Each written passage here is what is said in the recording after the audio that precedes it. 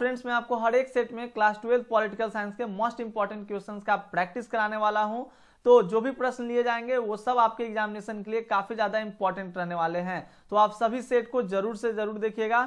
शुरू करते हैं आज के अपने पहले प्रश्न से। पहला प्रश्न है हमारा, किस समिति की अनुशंसा पर भारत में प्रथम बार पंचायती राज संस्थाओं का गठन किया गया था? ऑप्शंस आपके समक्ष हैं, अशोक मेहता समिति, गिरधारी लाल व्यास समिति, सादिक अली समिति और लास्ट ऑप्शन डी है आपका बलवंत राय मेहता समिति। फ्रेंड्स इसका सही आंसर आपका ऑप्शन डी हो जाएगा। बलवंत राय मेहता समिति की अनुशंसा पर भारत में प्रथम बार पंचायती राज संस्थाओं का गठन किया गया था, याद रखिएगा। और 1956 ईस्वी में बलवंत राय मेहता की अध्यक्षता में यह निर्णय लिया गया था। और आपके एग्जामिनेशन में प्रश्न यह भी पूछा जाता है कि पंचायती राज संस्थाओं का गठन भारत में क्यों किया गया, तो याद रखिएगा सामुदायिक विकास कार्यक्रम को सफल बनाने के लिए पंचायती राज संस्थाओं का गठन किया गया था। तो these are the important points और आपको याद रखना है, आपके एग्जामिनेशन के लिए सारे टर्म्स इंपॉर्टेंट रहेंगे। अगला प्रश्न है हमारा कि निम्नलिखित में से कौन भारतीय संघीय व्यवस्था की विशेषता नहीं है? ऑप्शंस पे ध्यान देना होगा। प्रश्न हमारा है कि निम्नलिखित में से कौन भारतीय संघीय व्यवस्था की विशेषता नहीं है? ऑप्शंस है दोहरी नागरिकता, शक्तियों का विभाजन, स्वतंत्र न्यायिक व्यवस्था, संविधान की सर्वोच्चता। फ्रेंड्स इसका सही आंसर आपका हो जाएगा ऑप्शन ए, दोहरी नागरिकता जो है भारतीय संघीय व्यवस्था की विशेषता नहीं है। दोहरी नागरिकता कहने का मतलब होता है कि एक साथ दो देशों का नागरिक होना, तो ये हमारे यहाँ भारत की संघीय व्यवस्था की विशेषता नहीं है, याद रखना है, ये भी आपके लिए इंपॉर्टेंट रहेगा। अगला हमारा प्रश्न है, जो भी इस वीडियो के प्रश्न है सारे प्रश्न सिलेक्टेड है और जो भी सेट अभी आपका आने वाला है हर एक सेट आपका इंपॉर्टेंट रहने वाला है, तो आप सभी सेट को देखिएगा और जिस भी प्रश्न का आंसर आपको पहले से याद रहेगा हर बार की तरह इस बार भी नीचे कमेंट सेक्शन में कमेंट जरूर कीजिएगा। थर्ड नंबर प्रश्न है हमारा, भारतीय संविधान के द्वारा कितने मौलिक अधिकार प्रदान किए गए हैं? तो हमारे संविधान में टोटल कितने मौलिक अधिकार है दोस्तों? बिल्कुल ऑप्शन भी आप लोगों ने किया होगा अच्छे, क्योंकि एक संविधान का जो मौलिक अधिकार था उसको हटा दिया गया है आपका, तो जो संपत्ति का अधिकार था उसे हटा दिया गया। और अभी हमारे यहाँ भारतीय संविधान में कितने मौलिक अधिकार हैं? तो याद रखना है ऑप्शन भी आपके 6 सही जवाब हो जाएंगे। समानता का अधिकार, स्वतंत्रता का अधिकार, शोषण के विरुद्ध अधिकार, धार्मिक स्वतंत्रता का अधिकार, सांस्कृतिक और शिक्षा का अधिकार और संवैधानिक उपचारों का अधिकार। तो मैंने तो रट रखा है और आपको भी रटना होगा, क्योंकि आपके एग्जामिनेशन में सब्जेक्टिव में भी इस प्रश्न को पूछ देता है दोस्त। 4 नंबर प्रश्न है आपका, भारतीय संविधान के कौन सा अनुच्छेद निर्वाचन के लिए प्रावधान करती है? निर्वाचन के लिए प्रावधान कौन सा अनुच्छेद करती है दोस्त? ये ऑप्शन देखने की आवश्यकता नहीं है, इन सभी टर्म्स को तो आपको ऐसे ही याद रखना होगा। 4 का आपका अनुच्छेद 324 कहा गया, ऑप्शन डी में है, तो अनुच्छेद 324 जो है वो भारतीय संविधान के निर्वाचन के लिए प्रावधान करती है दोस्तों, याद रखिएगा। अनुच्छेद 324 से लेकर 329 तक का जो भी अनुच्छेद है वो सब निर्वाचन से ही रिलेटेड है, तो ये सारे प्रश्न आपके एग्जामिनेशन के लिए इंपॉर्टेंट रहने वाले हैं। फिर हमारा अगला प्रश्न है, देखिएगा, राज्यसभा में प्रतिनिधित्व होता है, ऑप्शंस आपके समक्ष हैं, संघ शासित क्षेत्र का, राज्य का, ए और बी दोनों का। तो याद रखिएगा ऑप्शन सी आपके सही जवाब हो जाएंगे। राज्यसभा में संघ शासित क्षेत्र और राज्य दोनों का प्रतिनिधित्व होता है दोस्तों, याद रखिएगा। कहीं कहीं आपके एग्जामिनेशन में केवल एक ऑप्शन दे तो उसको भी आप लोग ध्यानपूर्वक टिक कर लीजिएगा। अगला हमारा प्रश्न है कि भारतीय संघीय व्यवस्था में किसे अधिक शक्तियां प्राप्त है? तो जो भारतीय संघीय व्यवस्था है इसमें केंद्र को जो है दोस्तों वो सर्वाधिक शक्तियां प्रदान है, यानी ऑप्शन ए आपका सही आंसर हो जाएगा केंद्र को। तो याद रखिएगा ये सब प्रश्न ऑप्शन देखने वाला नहीं है, केवल याद करने वाला है। फटाक फटाक से याद करके आप प्रश्नों को डील करते जाइए और जिस भी प्रश्न का आंसर आपको याद रहे आप जरूर से जरूर कमेंट कीजिएगा। अगर आप वीडियो को बाद में देख रहे हैं तो फिर भी आप कमेंट सेक्शन में कमेंट कीजिएगा और वीडियो कैसी लगी ये भी आप बताइएगा, वीडियो को लाइक भी कर दीजिएगा। 7 नंबर प्रश्न है हमारा, राज्यसभा में मनोनीत सदस्य की संख्या कितनी होती है? तो देखिए आपको पता है राज्यसभा की बात आई है तो अभी मैं राज्यसभा के बारे में फुल्ली एक्सप्लेन कर देता हूं आपको। पहले तो बात आई यहाँ पे मनोनीत सदस्य के बारे में, तो याद रखिएगा 12 जो होते हैं वो मनोनीत सदस्य जो कि राष्ट्रपति के द्वारा मनोनीत किए जाते हैं। साहित्य के लिए, विज्ञान कला के लिए, समाज सेवा के लिए, खेलों के क्षेत्र में उत्कृष्टता के लिए क्या होता है, जो राष्ट्रपति होते हैं वो सदस्यों को मनोनीत करते हैं, तो 12 सदस्य को करते हैं। अभी बात आई है राज्यसभा की, तो मैं आपको बता दूं राज्यसभा के सदस्यों की कुल संख्या 250 से अधिक नहीं हो सकती है, ये भी याद रखिएगा। 12 को तो राष्ट्रपति मनोनीत ही कर देते हैं। राज्यसभा का सदस्य बनने के लिए आवश्यक योग्यताएं आपकी ये है कि आप, पहली बात है कि आप भारतीय नागरिक होना चाहिए आपको और आपकी आयु कम से कम 30 वर्ष से कम नहीं होनी चाहिए। तो तो आयु कम से कम 30 वर्ष से कम नहीं होनी चाहिए आपकी, और आप एक भारतीय नागरिक हो। तो इतना मैंने आपको बताया। तो एक प्रश्न मैं आपसे पूछता हूं, आप लोग कमेंट सेक्शन में जरूर जवाब दीजिएगा। आपके लिए प्रश्न है कि राज्यसभा के सदस्यों को कौन चुनता है। राज्यसभा के बारे में बात आ रही थी, अभी हम लोग कर रहे थे। तो आपके समक्ष मैंने एक प्रश्न रखा है, आपको बताना है कि राज्यसभा के सदस्यों को कौन चुनता है। ये आपके लिए रहेगा प्रश्न, जरूर से जरूर कमेंट में बताइएगा। अगला हमारा प्रश्न है, और मैं एक कमेंट को पिन भी करूंगा। 8 नंबर प्रश्न है, भारत में पहला नगर निगम स्थापित किया गया था कहां में? पटना, मुंबई, मद्रास, कोलकाता। सही आंसर आपका ऑप्शन सी मद्रास में दोस्तों। कब? तो 29 सितंबर 1688 ईस्वी को भारत में पहला नगर निगम स्थापित किया गया था। कहां में? तो मद्रास में, याद रखिएगा। अगला हमारा प्रश्न है 9 नंबर। आप लोगों का डिमांड था कि जिस तरह से आप ज्योग्राफी का 500 सेट करा रहे हैं उसी तरह से पॉलिटी का भी होना चाहिए, तो मैं आपके समक्ष लेकर आ गया हूं दोस्तों। 9 नंबर प्रश्न है हमारा, किस राज्य को विभक्त कर नए राज्य तेलंगाना की स्थापना की गई है? तो आंध्र प्रदेश को विभक्त करके नए राज्य तेलंगाना के रूप में उसकी स्थापना हुई है दोस्तों, याद रखिएगा। ऑप्शन ए आपके करेक्ट जवाब हो जाएंगे। फिर हमारा अगला प्रश्न है 10 नंबर कि केंद्र राज्य संबंधों में प्रमुख अर्चना क्या रही है? तो ऑप्शन है राज्यपाल की भूमिका, अनुच्छेद 356, राज्यों की केंद्र पर निर्भरता, या इनमें से सभी। तो मेरे समझ से तो ऑप्शन डी बिल्कुल सही है दोस्त, क्योंकि आपको पता है अनुच्छेद 356 के तहत क्या होता है, राष्ट्रपति शासन लगाया जाता है। किसी राज्य में राष्ट्रपति के द्वारा राष्ट्रपति शासन अनुच्छेद 356 के तहत लगाया जाता है।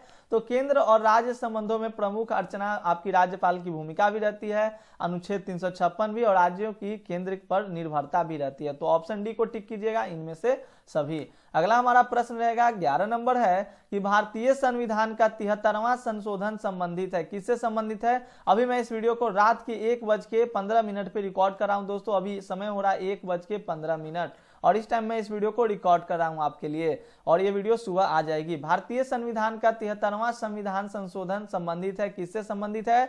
तो सही आंसर आपका 11 का ऑप्शन बी हो जाएगा, याद रखिएगा, पंचायती राज से। पंचायती राज से आपका 73वां संशोधन संबंधित है। आपको बताना है कि 73 जो 73वां संशोधन हुआ वो कब किया गया, 1992, 1991, 1993 कब हुआ था।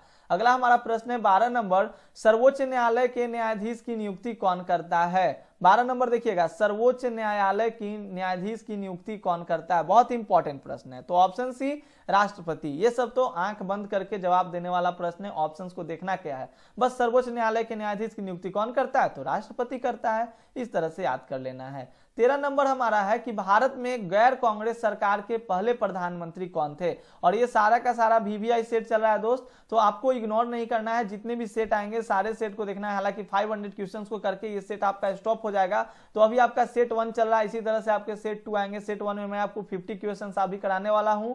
सेट 2 में भी आपको इसी तरह से प्रश्न कराए जाएंगे। प्रश्न आपका है कि भारत में गैर कांग्रेस सरकार के पहले प्रधानमंत्री कौन थे? ऑप्शन है चंद्रशेखर आजाद, मोरारजी देसाई, बीपी सिंह और आई.के. गुजराल।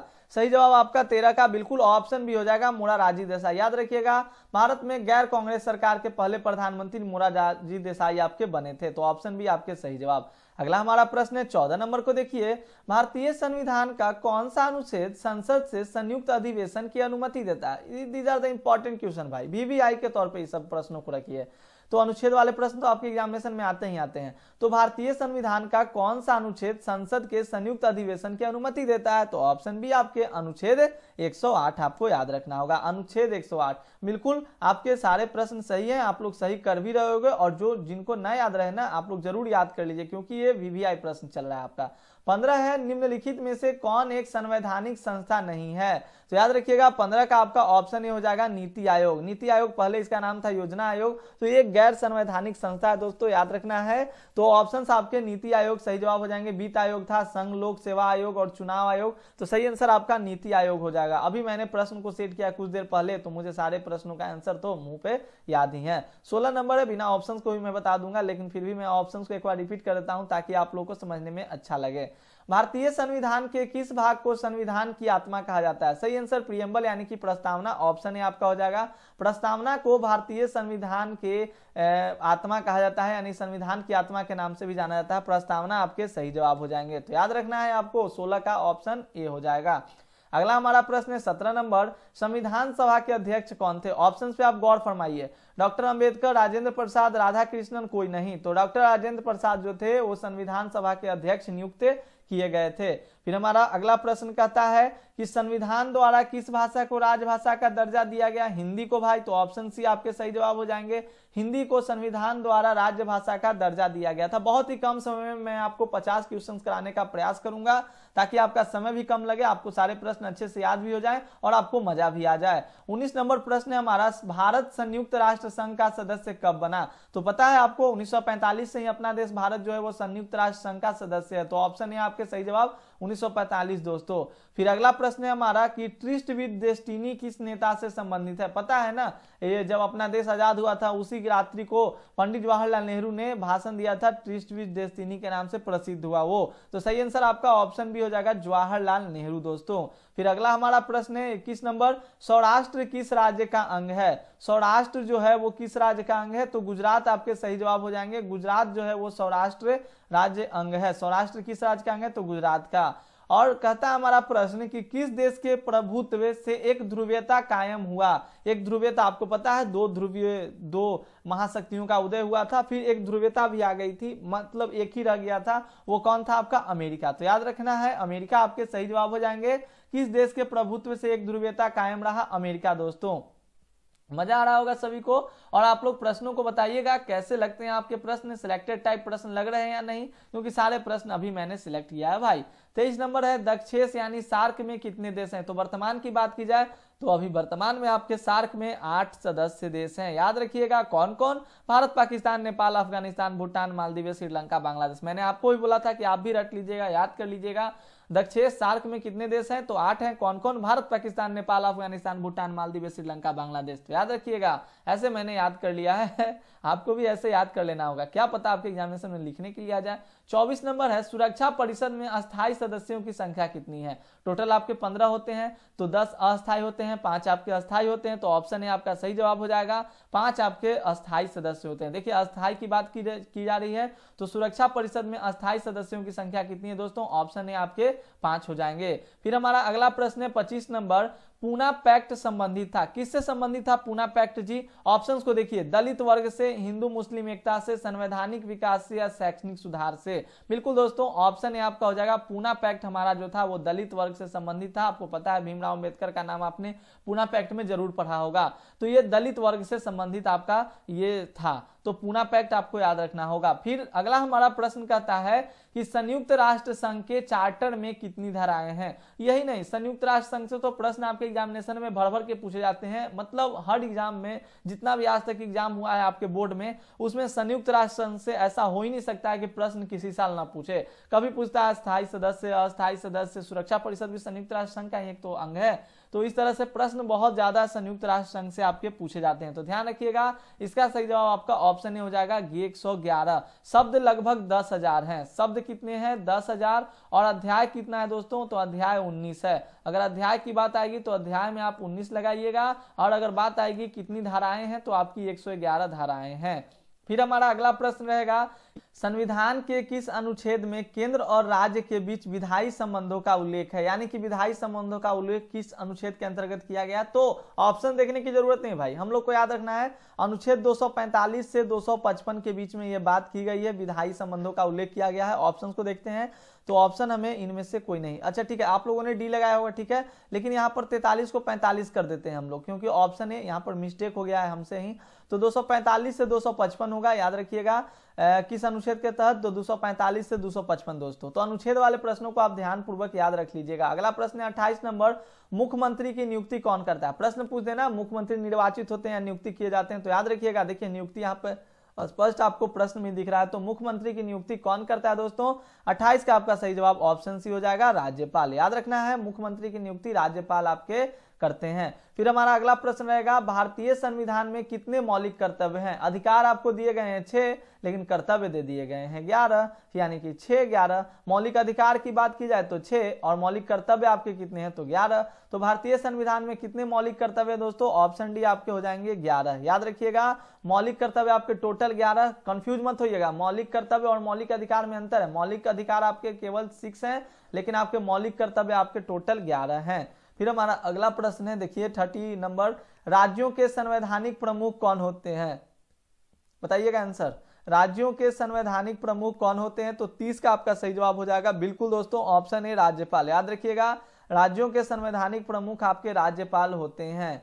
अगला प्रश्न है हमारा कि कौन संविधान संशोधन शहरी स्थानीय शासन से जुड़ा है? शहरी स्थानीय शासन से कौन सा संविधान संशोधन आपका जुड़ा है? तो ऑप्शन बी आपके 74वां हो जाएगा। याद रखिएगा, ये शहरी संविधान संशोधन स्थानीय शासन से जुड़ा है। फिर अगला हमारा प्रश्न कहता है कि किस वर्ष श्रीमती इंदिरा गांधी ने आपातकाल की घोषणा कर डाली थी? तो इंदिरा गांधी ने, जून का महीना था, 1975 में आपातकाल की घोषणा कर डाली थी। तो याद रखना है, यह भी इंपॉर्टेंट प्रश्न आपके लिए रहेगा। अगला हमारा प्रश्न है दोस्तों, लास्ट में जरूर बताइएगा कि कितने प्रश्न आपको याद हुए और इंपॉर्टेंट लगा या नहीं। भारतीय संविधान के किस भाग में राज्य के नीति निर्देशक तत्व निहित है? तो भाग 4 में। नीति निर्देशक तत्व के, अगर राज्य नीति निर्देशक तत्व की बात आए ना, तो भाग 4 को आप टिक आउट करके निकलते बनिएगा, बिल्कुल सही हो जाएगा। अगला हमारा प्रश्न रहेगा कि बजट का संबंध किस पक्ष के साथ है? आय के साथ, व्यय के साथ, आय एवं व्यय के साथ, या कोई नहीं? तो बिल्कुल ऑप्शन सी, बजट का जो संबंध होता है वो आय एवं व्यय दोनों के साथ होता है। तो बहुत इंपॉर्टेंट प्रश्न चल रहा है भाई, ये वीवीआई सेट है। अब मत कहिएगा कि हमें वीवीआई क्वेश्चन दे दीजिए। 35 नंबर प्रश्न है, भारत में वित्त आयोग का कार्यकाल कितना है? तो भारत में अगर वित्त आयोग की बात की जाए तो ऑप्शन है 5 वर्षों का कार्यकाल होता है वित्त आयोग का। तो याद रखना है। अगला हमारा प्रश्न कहता है कि बिहार विधान परिषद के सदस्यों का कार्यकाल क्या है? तो दोस्तों, बिहार विधान परिषद के सदस्यों का कार्यकाल 6 वर्ष आपका, 6 वर्ष याद रखना है। ऐसा नहीं कि 5 वर्ष लगा लीजिए। बिहार विधान परिषद की बात आ जाए तो 6 वर्ष आपको, मैंने देखा है यहाँ पे मोटे मोटे अक्षरों में मैंने लिख दिया है 6 वर्ष। अगला हमारा प्रश्न है, किस भारतीय राज्य का अपना संविधान था? पहले भारत में एक ऐसा राज्य था जिसका अपना संविधान भी हुआ करता था और वो राज्य था आपका जम्मू एंड कश्मीर। तो ऑप्शन डी आपके सही जवाब, जम्मू और कश्मीर। तो ऑप्शन देखने की आवश्यकता है नहीं, आंसर को हम लोग करते चल रहे हैं। अगला हमारा प्रश्न है 38 नंबर, मुस्लिम लीग की स्थापना कब हुई थी? रटा रटाया प्रश्न है, वीवीआई प्रश्न है, हिस्ट्री में, पॉलिटी में, ज्योग्राफी में प्रश्न पूछा ही जाता है। तो 38 का सही जवाब आपका ऑप्शन बी हो जाएगा, 1906 ईस्वी में मुस्लिम लीग की स्थापना हुई थी। अगला हमारा देखिएगा 1885 में किस राजनीतिक दल की स्थापना हुई? भैया देखिए, प्रश्न को बार बार पूछता था कि कांग्रेस की स्थापना कब हुई, अब पूछ दे रहा है ना कि 1885 में किस राजनीतिक दल की स्थापना हुई? तो वही ऑप्शन है, भारतीय राष्ट्रीय कांग्रेस की स्थापना आपकी 1885 में हुई थी। अगला हमारा प्रश्न देखिएगा 40 नंबर, भारत में हरित क्रांति के जनक कौन थे? तो एम एस स्वामीनाथन का नाम तो आप लोगों ने सुना ही होगा। ऑप्शन है आपके सही जवाब हो जाएंगे, एम एस स्वामीनाथन जी भारत में हरित क्रांति के जनक थे। अगला हमारा प्रश्न है 41 नंबर, भारत की पहली महिला राष्ट्रपति कौन थी? तो पहली महिला राष्ट्रपति की बात आ रही है दोस्तों, तो option C, Pratibha Devi C Patil. Shrimati Pratibha Devi C Patil was the first lady president of India. अगला हमारा प्रश्न रहेगा प्रश्न संख्या 42, देखिए, केंद्र में जनता पार्टी किस वर्ष सत्ता में आई थी? तो जनता पार्टी सत्ता में आई थी कब? तो याद रखना है 42 का भी ऑप्शन भी आप लोगों ने बखूबी किया होगा, 1977 ईस्वी। तो करते चलिए, मैं आपके पीछे पीछे बताते चल रहा हूं, आपके वीडियोस प्रीमियर हो रही होगी तो आप जरूर से जरूर देखिएगा। 43 नंबर है, 2015 में बिहार विधानसभा चुनाव में किस राजनीतिक दल ने प्रथम स्थान प्राप्त किया था? 2015 की बात की, 2015 में नीतीश कुमार और लालू यादव का गठबंधन चल रहा था ना, तो राजद ने सर्वप्रथम सबसे ज्यादा सीटें प्राप्त की थी। तो सबसे बड़ा जो आपका प्रथम स्थान पर आपका राजद आया था, जिसे आप राष्ट्रीय जनता दल भी कहते हैं। तो याद रखिएगा, जेडीयू जो होता है वो आपका जेडीयू भी, और राजद यहाँ पे है, राजद याद रखना है, ऑप्शन डी लालू यादव की पार्टी। अगला हमारा प्रश्न है 44 नंबर, 18वां सार्क सम्मेलन कहाँ हुआ था? जो 18वां हुआ था, देखिए काठमांडू में हुआ था, इसीलिए इतना फेमस है। तो 18वां जो सम्मेलन हुआ था वो काठमांडू में आपका हुआ था। फिर अगला हमारा प्रश्न कहता है कि सीटीबीटी प्रस्ताव संयुक्त राष्ट्र संघ द्वारा कब स्वीकारा गया था? देखिए, CTBT UNO, United Nation Organisation से रिलेटेड है, प्रश्न पूछे जाते हैं बार बार। तो सीटीबीटी प्रस्ताव संयुक्त राष्ट्र संघ द्वारा कब स्वीकारा गया था? तो 1996 में। ऑप्शन में है क्या? बिल्कुल है, ऑप्शन बी को हम लोग टिक आउट कर देंगे, 1996। फिर हम लोग बढ़ते हैं अपने अगले प्रश्न की ओर। प्रश्न कहता है कि भारत द्वारा दूसरा सफल परमाणु परीक्षण कब किया गया था? अब दूसरा सफल परमाणु परीक्षण तो भैया 1998 ईस्वी में किया गया। तो याद रखिएगा 1998 आपके ऑप्शन डी सही जवाब हो जाएंगे। पहला कब हुआ था? 1974। वेरी गुड, याद रखना है। अगला हमारा प्रश्न है 47 नंबर, भारत के प्रथम प्रधानमंत्री कौन थे? तो भारत के प्रथम प्रधानमंत्री आपके डॉक्टर पंडित जवाहरलाल नेहरू। याद रखिएगा, ऑप्शन सी आपके सही जवाब हो जाएंगे, डॉक्टर पंडित जवाहरलाल नेहरू। दोस्तों भूलिए रखिएगा, नहीं याद रखिएगा सारे प्रश्नों को। 48 नंबर है कि संयुक्त राष्ट्र संघ के प्रथम एशियाई महासचिव कौन थे? यूथांत जी। यूथांत जी, ऑप्शन बी प्रीवियस ईयर का प्रश्न है। तो मैंने इस वीडियो में प्रीवियस ईयर के साथ साथ मोस्ट वीवीआई इंपॉर्टेंट प्रश्नों को भी इंक्लूड किया था दोस्तों। तो इसी तरह से सेट आपकी आती रहेगी। अभी हम लोग 48 प्रश्नों को कर चुके हैं। 49 नंबर है, ग्राम कचहरी का प्रधान कौन होता है? तो ग्राम कचहरी के प्रधान आपके सरपंच जी हो जाते हैं। ऑप्शन ए आपका सही आंसर हो जाएगा, सरपंच। और फिर last question of this video, और लास्ट यही नहीं होता है, हम लोग का और भी सेट आएगा, तो ध्यान दीजिएगा, लास्ट नहीं है, इस वीडियो का लास्ट है बस। 50 नंबर है, सेट हमारा चलते रहेगा। राज्यों के पुनर्गठन आयोग के अध्यक्ष कौन थे? राज्य पुनर्गठन आयोग, राज्य पुनर्गठन अधिनियम, ये सब प्रश्न आपसे पूछे जाते हैं बार बार subjective as well as objective में। तो ध्यान दीजिएगा, ऑप्शन डी न्यायमूर्ति फजल अली जो थे राज्य पुनर्गठन आयोग के अध्यक्ष थे दोस्तों। तो याद रखिएगा, मैंने इस सेट में आपको टोटल 50 प्रश्न कराए। और दोस्तों जाइए नहीं, रुकिए जरा, सब्र कीजिए। मैं आपको कह रहा हूं कि अगर आपको वीडियो समझ में आई तो वीडियो को लाइक कर दो यार कम से कम, और चैनल पे नए चैनल को सब्सक्राइब कर दीजिए, और कुछ अपना प्यारा सा कमेंट दीजिए कि आपको वीडियो कैसा लगा, आपको समझ में आया या नहीं आया। कुछ तो आप पढ़ाई कीजिए, जो भी करना है आपको थोड़ा कर दीजिए नीचे कमेंट सेक्शन में, मैंने आपके लिए कमेंट खाली रखा है। तो ठीक है दोस्तों, मिलते हैं अगले क्लास में, तब तक के लिए धन्यवाद। और जो भी सेट वीडियो आएगी देखते चलिएगा। पीडीएफ के लिए टेलीग्राम ज्वाइन कीजिएगा, सर्च कीजिएगा SOFT soft study Akash Kumar. और जो लोग कमेंट करेंगे मैं समझ जाऊंगा कि वो लोग क्या है, लास्ट तक इस वीडियो को देखे हैं। थैंक यू दोस्तों, अगले क्लास में हमारी फिर से मुलाकात होगी, तब तक के लिए जय हिंद, जय भारत।